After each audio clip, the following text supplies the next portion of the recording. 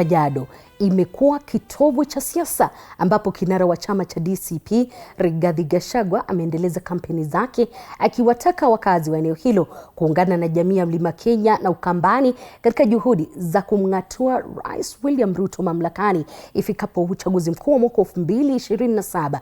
Wakati huo huo, aliyekuwa waziri wa usalama Daktari Fred Matiang'i pia alihudhuria hafla moja katika kaunti ya Kajiado na kutumia jukwaa hilo kutoa wito kwa mshikamano wa kitaifa.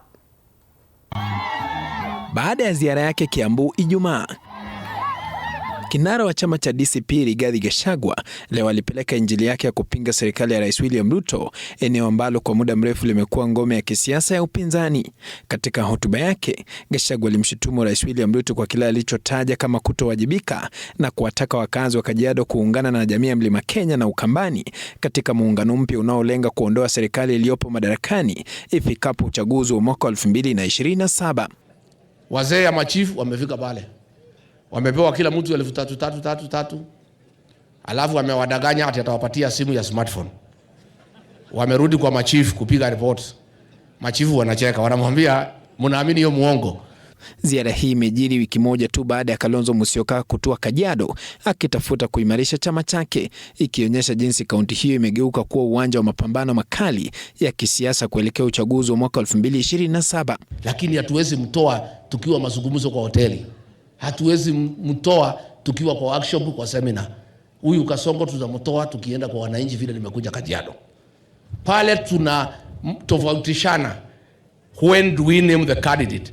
Gachagua aliahidi miradi kadhaa kwa jamii ya Maa iwapo watatua serikali katika uchaguzi ujao, ikiwemo ujenzi wa mabwawa, shule za bweni na kufua kiwanda cha ngozi. Kwa sababu ya mfugo yetu, tutahakikisha kila ward iko na bawa, ndio Wamasai waweze kupata maji wakati wa kiangazi, wapate maji ya mfugo na maji ya wenyewe kutumia.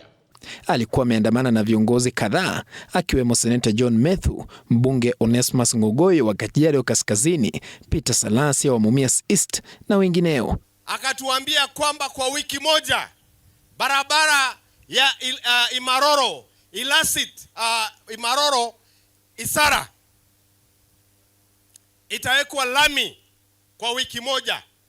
Watu wa East, maana mko hapa, barabara imetengenezwa na ni wiki moja.